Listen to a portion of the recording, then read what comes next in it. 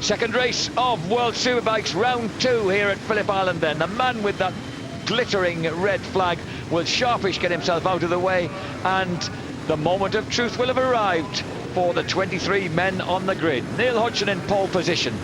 Right behind him is Ruben Zaus. On the outside of the front row, Chris Walker. Who's going to be the man who makes the break? And once again, Hodgson, he must have been practicing those starts, makes an absolutely perfect getaway, and I think he's cleared off at the front because Frankie Killy is the man that we can see behind him, and Chris Walker breaks through into third place. Walker into third place behind Frankie Killy, and once again not such a good start for Ruben Zaus. Zaus hoping to get away with his teammate, but he's in about 6th place. He's ahead of Corsa, so he's in a better position than he was on the first lap of race 1. Toseland also fluffing it. He got a big wheelie off the start, off the second row, and consequently dropped back, and he's down in about sort of 8th or 9th, not where he wanted to be at this point. So a lot of work to do then for James Toseland, as Walker just sneaked ahead of Frankie Killy, but Frankie Killy returns the compliment going into the Honda hairpin, and he is back through into 2nd place. Frankie Killy, as I said, only a really mixed bunch of ill fortune has struck him right the way through the years here at Phillip Island. Just that one podium placing to his name after all the years he's been coming here and all the tremendous performances he's put in and the 15 race wins that he's enjoyed in World Superbikes. I don't know whether they'll actually be straight out on the spare bike, which should be set up exactly the same as his first bike, or whether they actually swap the engine for a new engine, because sometimes, even though the settings on the second bike are the same, it feels a little bit different, and I think he'd be keen, he was going that well in the first race, he'd be keen to be on the same bike chassis-wise with another engine in, so I don't know what they've done quite there. What Regis Laconia has done is to hoist himself up into 4th position in this race, right behind Chris Walker. So the Frenchman making a brighter start to this race, and he was on the pace very much during qualifying. Let's see whether he can move forward. At the moment, he was trying to get on terms on that NCR Ducati with Chris Walker, but has to let Walker go in 4th. In 3rd. 5th is Garcia. Better start for him this time. Toseland is 7th. Zaus 8th. Corsa 9th. So Zaus making another dismal start, really. 10th for James Hayden. Much better start for James Hayden.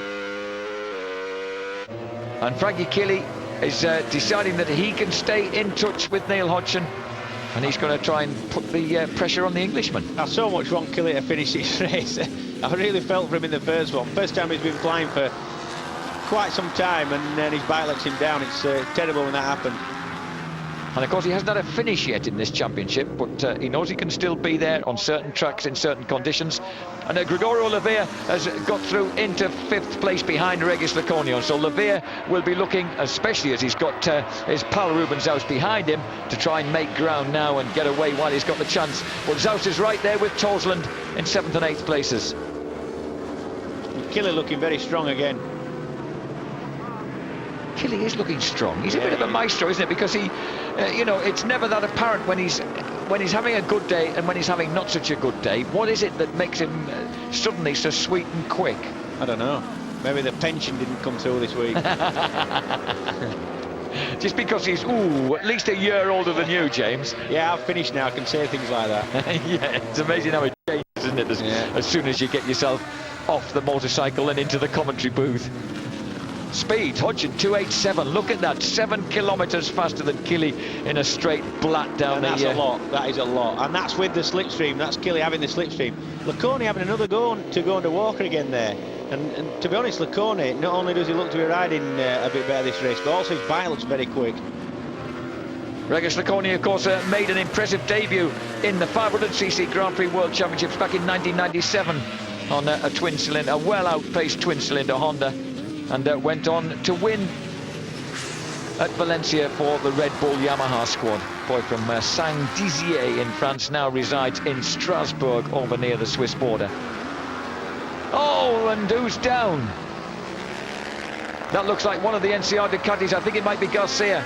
David Garcia kicks the grass in annoyance, and he's got rid of the flu and lost all the form it brought with it. Neil Hodgson leads. 2nd place, number 7, Frankie Killy. 3rd place, number 9, and Chris Walker. But I was put off by the fact that Laconia went wide. Laconia went wide up Lukey Heights. And Labilla dabbed him there. He's got straight under him.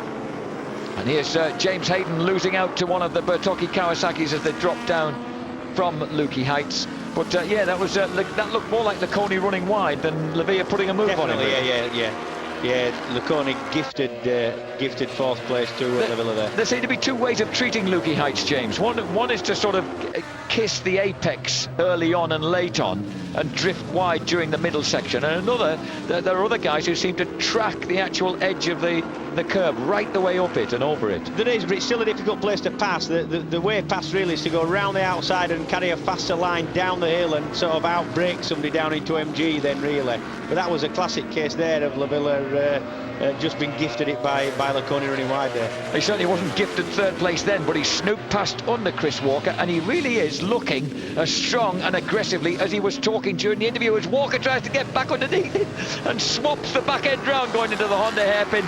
But the 31-year-old Nottinghamshire star can't quite make it stick, and he's still there in fourth place. Yeah, and sometimes all you need is a bit of confidence, and it looks like Lavilla's got that confidence now, and he's able to pass just about where he wants, and he's thinking that he deserves to be running up front, and he's looking good.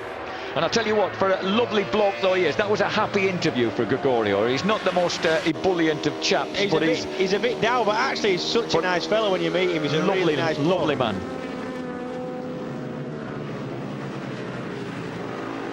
And he's there right in third place now, stuck on the back wheel of Frankie Keeley, with Chris Walker hanging on to the three of them in front. And Ruben Zaus will be a constant threat, of course, as he begins to try and move through.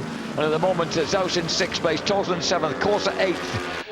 Martin in ninth place, with Clementi and Sanchini and Borciani and Pedicini now way ahead of Hayden, because Hayden's back in 17th after that bright start on the fringe of the top 10. So that'd be a bit disheartening from the Berkhamsted boy, as the superior speed of the GSXR 1000 carries Gregorio Lavilla past Frankie Keeley into Doohan's, and he's up into second place, which is matches the best position he's ever had in his World Superbike career over the past 5 years.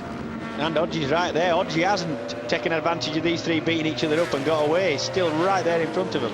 Ruben Zaus, of course, ahead now of Regis Laconi. So Zaus into fifth place and beginning to put the pressure on. And, they're all over one another. They are.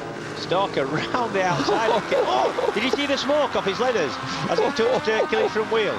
Actually, Walker's leathers touched the front wheel of Killy. Smoke came flying off them. Unbelievably close. And, well, we know what the Honda hairpin can be like. We know what it can do to people, especially when brains get taken out. We remember James Whittam and Ian McPherson going into there and messing one another up. See? Oh, yeah. And, well, is that the only way he can get past Keeley? Well, if it is, then perhaps he's unnerved the 38-year-old. He's stuffed him back into fourth place. But that was brave, wasn't it? Very brave, yeah, but I mean, one thing you can't say about Chris is he's not brave. He's one of the bravest men out there at all times. So Walker now is back into a podium position, but Ruben Zaus is threatening. Ruben Zaus, number 11, is hovering on the second 999 Ducati. 999 Ducati. He comes up alongside and surely will have the superior speed as he goes down the straight. No, Keeley swings across towards him, gets a bit of a draft from Walker himself and manages to hold the Spaniard off. Meantime, Odgie's just sneaking away. He's just eking out a little bit of a lead. Oh, look at these 3 and 4 abreast going into the south curve, and once again Walker trying to get around the outside. But that is really hiding to nothing. You're never going to achieve it there unless you're a lot quicker than the rider you're trying to overtake. And Zaus may have finally just nosed inside. He did. He got inside as they went down on the fast left-hander, through down to the Honda hairpin, as Chris Walker gets inside Gregorio Lavilla again. Wow. So Stalker really is getting his aggressive head down and going for it. This is perfect for Stalker. He loves all this dusting up. He loves it. He thrives on this. He likes all this kind of close, hard racing where you're bashing fairings. Well, he certainly is doing that. That was wonderful, that moment when his knee kissed Keeley's front wheel. And Keeley now, in amongst all this, the sublime veteran has been just edged back into about sixth place ahead of James Tosland. And that certainly is some frantic battling amongst the younger element going on in front of him. But he's still tough. Keeley still wants to win. I mean, he is still as keen as ever, although he's getting on a bit. He's still keen, and he's still fit, and he still wants to win, which is all that counts. And indeed, I would never doubt that. I just think that there's a question mark over his bike. A 2-year-old motorcycle against these guys, he's performing miracles being there, really. Yeah, he is. And Lavia now has Zaus cutting underneath him. Zaus goes through into second place ahead of Gregorio Lavia. And Chris Walker suddenly pushed back to fourth, and he's got Regis Laconi as well as Frankie Keeley for company. And James Toseland is also in the frame on the second HM Plant machine. This is a great race. Yeah, actually, Toseland's making inroads because he did get a really bad start, and he's just nicely starting to appear on the back of that group. And his 1:34.3, his last lap was second only to Neil Hodgson. So 1:34.3 against Hodgson 1:34.0 was the second fastest lap on track, and that was Toseland as he begins to catch this group in front of him. So Toseland very much on the move in 7th place. Watch number 52.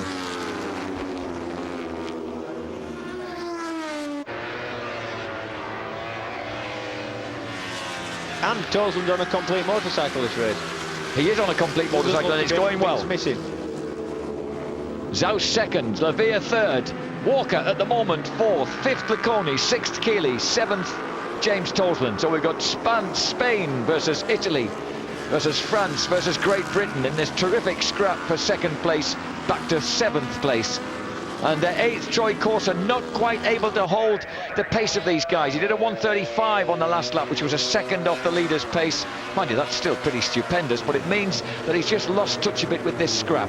Hodgson leads 1.75 seconds now ahead of Ruben Zaus with a 1:34.2. Zaus also a 1:34.28. 1:34.5 for Lavia, 1:34.8 for Walker, 1:34.4 for Laconi, Keeley and Toseland. Strange thing is, to me, Zaus looks like he can go a lot quicker with people in front to chase. And I think now he's on his own a little bit with a little bit of a gap to Hodgson. He's finding it difficult to sort of keep going at that pace, and it's not the fact that the guys behind him are dragging along with him, it's the fact that once he's got to the front of that group, he seems to have slowed down a little bit to me. Perhaps he's a lad who needs a target. Remember Imola, that amazing last race of the series last year when he had that target of Bayliss and Edwards ahead of him. Certainly he's now just riding at the front of this bunch and on the same pace as them and not making any inroads into Hodgson.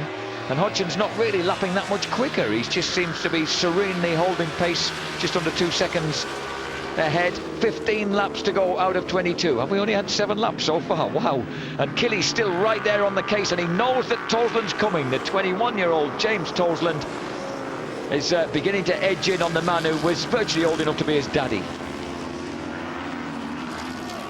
And again, Toseland's motivation just now will be the fact that he can see Chris Walker right in front of him. Indeed, and he's lost that joint 3rd place in the championship after pulling out of race 1. Frankie getting the signal from his pit. He does everything but work on the bike. He's his own manager, his own rider, and his own inspiration. The gap's exactly the same, 1.7 seconds from Hodgson to Zaus. So these guys holding the same pace as the leaders despite the terrific scrap that they're having here. Troy Corser now isolated really in 8th place. There's no one he can really get to in front of him, and no danger from Ivan Clementi on the Bertoggi Kawasaki behind him. At least not judging by lap times at present. Actually, Corser not able to hold the lap times that these guys are doing. He's not even 1:34s. Up to Toseland in 7th, they're all lapping exactly the same speed, exactly, within less than a tenth of each other. The top 7, including Hodgson, are lapping exactly the same speed. Hodgson 1.6 seconds on Zaus, but Zaus has taken nearly 0.2 of a second out in that half lap, so that's beginning to look interesting here. And Toseland is every bit as much in touch with a possible podium finish as any of the lads in front of him right now. Hodgson leads into MG corner, and his lead has just been slightly trimmed by this enormous convoy of frantically motivated people behind him. Like a freight train. It is a freight train. And it's coming round into turn 12. That's a onto the start and finish straight. That is a lovely corner. It dips down and then climbs out, which is the most crucial part of it. When you turn light as you come over the crest onto the start and finish straight. Yeah, it's getting it back to the inside to come onto the start and finish and carry a lot of speed down the start and finish. Terrific lap for Ruben Zaus there, just when we said he needed a target. Perhaps Hodgson's his target now, 1:33.8. He took 0.3 of a second out of Neil Hodgson on that lap. So Zaus is beginning to close the gap on his teammate in the Fila Ducati squad. There is Hodgson and there is Zaus. That gap now is beginning to shrink, and Gregorio Lavia is going with him. 1:34.1. He was on the same lap time as Hodgson on that circuit. And you'll be able to see now, because Hodgson will know all about this. He'll be getting lap signals from his pit crew, and he'll know that he's got somebody closing. And he'll probably know who it is. So the gauntlet well and truly being thrown down here at Phillip Island as they come out of Siberia again. Though so many of these turns that just throw you light and over the crest as you come out of them. I remember that painful high side that Busai suffered on a Bertocchi Kawasaki about 3 or 4 years ago. And it was there at Siberia, it threw him as he came over the crest. Yeah, also there's quite a few bumps going into the next one, the hay shed. And it's quite a tricky circuit to set up for his Phillip Island. There's a little bit of everything: fast flowing corners, slow corners, bumps, off cambers. So it's not the easiest place to set up for. Well, a great test of a rider's mettle then. It is, and the ability to get your bike how you want it. And at the moment, these lads at the front seem to have got their bikes reasonably much how they want them, as Hodgson goes past us now. 1:34.149. Zaus 1:34.048. So the gap's down to 1.3 seconds as Regis Laconi stomps on Chris Walker and takes him for 4th place just by out-dragging him down the straight. And Walker immediately, typically, tries to respond as they go through South Curve. Oh, look at the smoke coming up Laconi's knee. Of course, it was his compatriot Jean-Philippe Rougier who was the first man who started sticking his elbow on the deck, wasn't it? Years back in 250 GPs. Yeah, it didn't do him any good. It didn't. Didn't do him any good when he came into World Superbikes briefly either. Showing off. Is that another thing you've ever done then with your elbow? Dipped your elbow on the deck? I've had it on the deck a few times. I've just never stayed on the bike when I've done it. Hodgson then, his advantage cut down to just a fraction over a second now, and this is a huge battle beginning to develop for 4th place, with Laconi leading Walker, Keeley and Tosland. This is proper racing. This is how it should be. This is what you don't seem to always get at places like Valencia and the sort of more stop-start modern circuits. No. Having said that, you World Supersports guys produced the goods at Valencia. Yeah, but all the bikes in the Supersport are essentially exactly the same. The rules are tight enough so that it's not that difficult to build a competitive bike. Whereas the top bikes are considerably better than, say, the bikes running around in 15th, 16th position. Regis Laconi gets his head down, the former European 250 champion, former race winner in both the 500cc Grand Prix and World Superbike. And he's involved in a terrific scrap with Chris Walker. Oh, Stalker holding onto a head-shaking HM Plant Ducati. That's impressive stuff. And he's right in there, sandwiched between Killy behind him, Laconi in front, and his teammate James Tosland hanging on right behind him. And on that lap again, 0.2 of a second taken out by Ruben Zaus from Neil Hodgson. Hodgson 1:34.1, Zaus 1:33.99. And Gregorio Lavia 1:34.2, Laconi 1:34.7. Killy was fast on that lap, 1:34.4. And it's put him right back in contention again, because Walker is back ahead of Laconi, and Laconi finds that the old pretender himself, Keeley, wants a bit of the action and wants to get back underneath him. But Hodgson is beginning to come under pressure. This is interesting. This could be the first sign of a narrowing gap that Neil Hodgson's ever suffered so far in World Superbikes 2003. James Hayden back up into 16th place, and he's about 9 seconds behind Juan Bautista Borja on the second DFX Ducati, who's the last point scorer in 15th.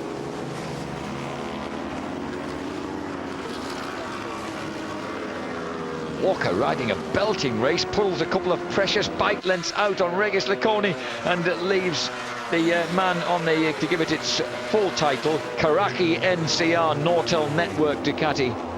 As they come down right alongside Stalker, they get inside him coming down the straight, and both of them draft past in one huge hit, and suddenly Walker's shoved right back from 4th place to 6th by Laconi and Keeley. An interesting thing, all these 4 are on Dunlop tyres, so there should be no excuses of any differences. They should all be on essentially the same rubber. And suddenly the glamorous Dutch orange of Chris Walker is staring James Toulton in the face. That'll light him up. And look at that gap. It's down below a second at the front, because 134.3 for Hutchin, 134.1 for Zaus on that last lap. Put the gap down to 0.94 of a second. And look at Killy. He's coming back on song. He's got used to this close racing again. He's enjoying it. He's back through into 4th place. Lavia not quite able to match the pace of Hodgson and Zaus, but looking like he could nail that 3rd place again, unless these guys manage to carry themselves back onto his back wheel. And James Toulton has certainly carried himself right up onto Chris Walker's back wheel, and that battle between the HM Plant stars is very much on.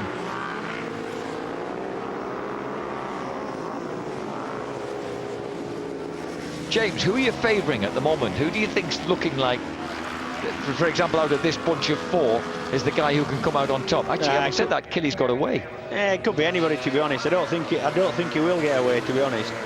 But any one of them 4, you wouldn't want to put your money on who's going to finish. Well, have chance at a rostrum if anything happened to the 3 in front. The gap at the front down to 8 tenths. Another 1/10 of a second taken out of Neil Hodgson by Ruben Zaus. And this really is the first time that Zaus has shown the propensity to get up to the same speed. He says he likes the tracks that have got the fast turns in. He loves big, fast sweepers. He's got plenty of them round here, and he's beginning to close the gap on his teammate. Also, and let's face it, he needs to in the World Championship. He's realistically going to stand a chance. Exactly, and plus the first time that we've seen Hodgie under any pressure whatsoever from anybody. And we'll see how he copes. Hodgson back under pressure, and Toulton has passed Walker, and Toulton goes through into 6th place ahead of Chris Walker, his teammate. I don't think we've seen last of that, though. I don't think we have, somehow. And obviously Toulton's feeling a lot better than he did on Friday, when he said in many ways he felt like he'd hit a brick wall, because he was having to learn how to deal with a fast circuit again. But he's obviously beginning to get himself over that wall now. Hodgson drops down to MG curve, and look at that. Just look how near Ruben Zaus has got to him. Down to 6/10 of a second now. And you know, when you're catching somebody like that, you start to feel a bit of confidence. Like, you start to believe you can actually catch and pass the man in front. And that's what Zaus will be feeling now. He'll be really happy with what's going on. Well, remember this man. He's had victories in 2001 at Assen and Imola. Was it Imola or was it Oschersleben? Sorry, just for a moment having a quick freeze up of the brain at that point. 8 laps to go then, and he's got plenty of time around this magnificent, majestic Phillip Island circuit to deal with the Englishman. Now, Neil Hodgson said he won that first race for the memory of Barry Sheene. Can he win the second? I actually think that Hodgie's clever enough not to do anything silly should Zaus pass him. I mean, he more than anybody knows that what wins a championship, and it isn't doing something rash. And Gregorio Lavia has been caught by Frankie Killy. So Killy is back on and looking for a podium finish to match the only previous time that he's ever got himself a reasonable result round here. But at the front, the 2 Fila Ducatis. Frankie Killy, race 2, April the 2nd and 3rd, the year 2000, riding the Alstara Corona Suzuki. Finished 3rd behind Troy Corsa on Aprilia and Nori Haga on his Yamaha. So could it be that he can get himself back on the podium here? But a terrific battle now ensuing, not only for the lead but also for that final podium place. Hodgson, his advantage cut back to 2/10 of a second. How much spirit has the Englishman got in him? How much does he want to win this and keep his clean record going? Clean sheet, 6 wins so far. Only 2 wins in his career for the wild man from Barcelona. But here he comes, Ruben Zaus on the case, tailgating his teammate. Has he got the speed to get past as they go down towards Duans? I don't think so this time. Well, at least one thing, the bikes are exactly the same speed there, which is a comforting thing. They should be. Killy in 3rd place, just 4.6 seconds behind the leader. But he's got Lavia, Laconi, Toulton and Walker for company. Corsa isolated as he goes past us now in 8th place. I think Lavilla will be having tyre trouble. I mean, he's got possibly more power and more weight than some of the other bikes around him, and that he said himself in the interview that after the first race that the tyres get a real hard time and they have trouble making them last. So it could be that beautiful big GSXR 1000 is wasting away his rear tyre. Certainly he's been sucked right back in amongst the semi-private Ducatis. And that is a blistering battle going on now for that final podium place, and also a bit of a scrap going on at the front. This is great to see Hodgson being made to deal with things. He says he loves it when he gets out front, pulls the lead and can enjoy himself. He's not going to back off and deliberately create a situation where people close up on him. So we know that this is down to the fact that Zaus has hunted him down. And he is a bit of a hunter, isn't he, Ruben? Yeah, and I'm going to say where women are concerned and where men on motorcycles are concerned. But that's what he likes. I mean, he does like having someone to go for, and he's been perfect. He's come right through, from well behind, and the sort of psychological advantage now will definitely be with Zaus. So back onto the start straight at the end of the 17th lap. 5 more laps to go after this, and once again Ruben Zaus. Oh, for a moment I thought he was going to make a late move up the inside. Ruben Zaus streaming through the right-hander at Doohan's, gets himself on the outside of Neil Hodgson. Different from his technique when he was attacking Chris Walker, getting to the outside of him in race 1, and Gregorio Oliveira, and then moving to the inside to get into South Curve. And back markers could start popping up any moment now. Yeah, they pop up the whole time at Phillip Island. You seem to get him earlier. They seem to be slower back markers than anywhere else. Oh, and Zaus was making a move up the inside there, I think, as they went into Honda Hairpin. He's got him absolutely sideways into Honda Hairpin. Now, Neil, what have you got to offer? Zaus waving at him there like he'd like I don't know what, but just give him a quick wave.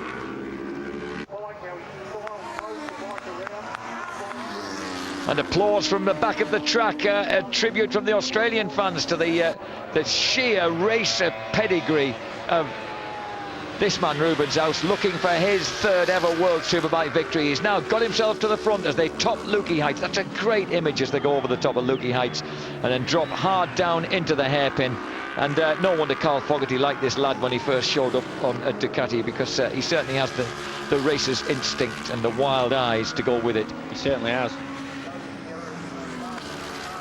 Zaus then, through turn 12, has the advantage now over Neil Hodgson. And I doubt very much you'll see. Oh, Hodgie straight past him again. And both of them on 134.9 with 11 hundredths of a second between them as they went across the finishing line then. And Zaus tries to retaliate, but Hodgson, I was hoping, wouldn't take this line down. He certainly isn't. And they're absolutely glued together through the South Curve. Laconi up into 3rd place, Killy 4th, Tosland 5th, Walker 6th. And I think you're dead right, James. I think the tyres on the Suzuki must be shot. Levia's been shoved down to 7th place in the 1 lap. Yeah. I mean, obviously I want to see a dice for the lead, and but I don't think we'll see Hodgie doing anything that silly. I mean, he's obviously thinking about championship. You know what racers are like. We remember you and McPherson looking as if you'd got the race together in your hands going into that Honda hairpin and insisting that one of you was going to fall off. Yeah, but you'll note, of course, I never won the championship. And you think that Neil Hodgson has the mind set to do just that. Yep. There is Regis Laconi on the NCR Ducati in 3rd place ahead of Frankie Killy. This is Neil Hodgson in 1st place ahead of the threatening figure of the gangling, pigeon-toed, bandy-legged Barcelona boy. And can Ruben Zaus do anything about Neil Hodgson this time around? Here we go. I wonder where you'd want to be on the last lap going around here. I know where Olivier Jacques wanted to be when he was nipping Nakano in the bud for that 250cc World Championship title 3 years back. Well, we've actually seen if you get a good run out the last corner like Hodgie did the last time and use a bit of slipstream, the start and finish line is far enough away from that corner so that you can get past somebody. The question is, are you going to be brave enough, as Jacques did, to take the risk when he hadn't led the race at any point until that moment? What, Zaus, brave enough? Is it a trick question? No, sorry.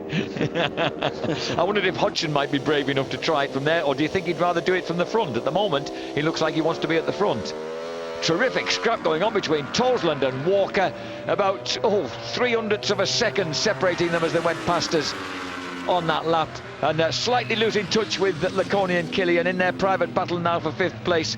And Neil Hodgson, fabulous, sideways into the bottom gear Honda hairpin. Here's Laconi and Killy battling for 3rd, and there is the battle not only between the two HM Plant Ducatis, but Gregorio Lavia still sitting right there in the slipstream on the GSXR 1000. Wonderful racing here at Phillip Island in front of a deep blue sea.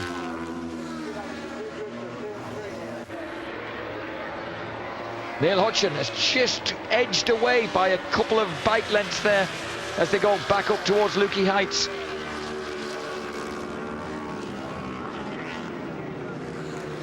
Could it be that Zaus has taken a bit out of himself or a bit out of his tyres during that tremendous fight through the field? Well, again, these guys are on exactly the same tyres, so you'd have to think that if his tyres are more worn than Hodges, that he's done it because he's come through and had to run off line and had to open the throttle early and push him a little bit harder. 3 laps to go then. Position first, but by how long? But by how much and for how long as Ruben Zaus tries to look underneath again, going down through Dunes. 3 laps to go. Second race, Phillip Island. World Superbikes coming to life right here in your living room, hopefully back home in the UK. I hope you're enjoying your early morning coffee or tea or cornflakes or whatever you like to have. Possibly not a beer quite as early as it'll be back in the UK. Oof. The Coney's still there in 3rd place by about 0.04 of a second. Toseland still in 5th place by 0.02 of a second. Oh, these races are going on some, aren't they? It's actually nice to see Hodgie wanting to win the race. Not, it's actually nice to see him, get passed by Zaus and still want to go and win. I like that. It's what makes heroes. Yeah. That earlier in the week, I stopped at. Look at this. This front is superb. Lost the front there. His leg came off the rest. Ooh. Yeah, scary that. I saw the last 3 or 4 laps at a service station. They had the video of last year's World Superbike Championship. It was the last race at Imola between Bayliss and Edwards. And I tell you, James, when we didn't have to be commentating it like we were over there at the scene, it was fantastic to watch. That was racing at its best. That's as good as you'll see. It's great to see Hodgson emulating Edwards. And the win isn't absolutely vital to him, but if you're a racer, you want to get there. Races, yeah. So Hodgson crosses the line, still in the lead, 1:34.48, and he took a 0.2 of a second out of Ruben Zaus. Zaus claws some of it back under braking into the first turn, but he's got 2 laps now in which to figure out a way of dealing with his teammate. Hodgson leads. Remember, that would be worth 25 points to 20 for second. It's a big gap when you're trying to race for a world championship and you don't want that teammate of yours, I almost said team leader there, that teammate of yours to get too far ahead. Still 300ths of a second between Coney 3rd and Killy 4th, and Walker got past Toseland on that lap and came out of his slipstream and had him across the finish line. Walker back into 5th place, 0.4 of a second behind Toseland in 7th. Troy Corser still regally alone in 8th place. I'd love to see Killy finish 3rd. I'd love that. The Coney versus Killy, that really is going to go right to the wire. So is this one. Hodgson, his body language, when he's having to race this hard, his body language changes. You can see when Hodgson's racing hard. Yeah, it does, but he still looks more comfortable of the 2 riders to me. He still looks, the body language is that, yeah, he's having to push a little bit harder, but he's still not making as many mistakes. He's still, we've seen Zaus's foot off the rest, lose the front end a little bit, sliding around a little bit more aggressive on the power. And although Hodgie is sliding the bike around a lot there, it does actually look, to me, more in control. But we'll see. Kiss of death. The field of Ducatis come round out of, for the penultimate time, out of turn 12. That's the view from the rear end of Neil Hodgson's bike number 100. And that's number 11, Ruben Zaus, who's right there with him as they go into the final lap. And Ruben, well, you could like to say to him he might manage to go a little bit quicker if he didn't try quite as hard, but I don't think you'd make him listen in a situation like this. 2 bike lengths between them through the south curve, and then that 140-mile-an-hour downhill plunge where he briefly lost the front end and the left foot peg just a couple of laps ago. Down they go towards the Honda. To one of the places, and you see how he ran it wide there to get the inside line into the hairpin. That's one of the only places on the track he's got chance of passing and he's failed. Maybe into MG now, but I can't really see him having as good an opportunity as that. And he's got himself into the perfect position to make that pass. So unless he can pull something over Lukey Heights, it's going to be down to being close enough to slipstream through that last turn. And what seems to me is that Hodgson is quick out of MG corner. He seems to get away a couple of bike lengths. He does. I can't see Zaus doing it now. As they go up Lukey Heights then, Rubens out, he might look up the inside, but we know how Hudson has trained himself to be late braking when he's not had the sheer horsepower on his side over the last 2 years. And also he's so quick at getting the gas down as they come down there through turn 11. And in the background you can see that Regis Laconi still has that third place over Frankie Killy. We come round to the last turn now, he's certainly just about close enough. Is he brave enough? Oh, he's trying to get through on the inside. Now he's got to find the slipstream from Hudson. He's got to get close enough. Can he pull it out alongside? Hudson weaving around to try and put him off, holds him off and takes first place. The win then, a dismayed Rubens House, and Frankie Keeley got that third place. Frankie Keeley finishes third. Here's Toseland going for fifth place ahead of Chris Walker, and Levia's there. Levia goes across the line, and it was Toseland, Walker and Levia. Gregorio's horsepower kicked in just a fraction too late, and he ends up still back in seventh place behind the two HM Plant.